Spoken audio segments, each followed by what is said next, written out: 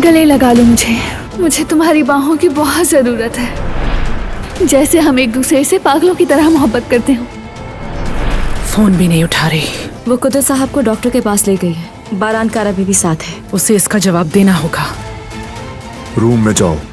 जब मैं आसपास ना हूं तो आप दिलान से बात नहीं करेंगे। दिलान अब भी मेरी बीवी है, ये भूल के भी मत भूलिएगा। कुछ भी करके उस लड़की को रास्ते से हटाना होगा।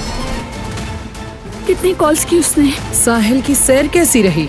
तुम्हारे पास सिर्फ आधा घंटा है। लॉन्चिंग का जितना भी प्लान था सब कुछ रेडी है और तुम्हारी टेबल पर रखा है। बस तुम एक दफा देख लो और फिर बता देना।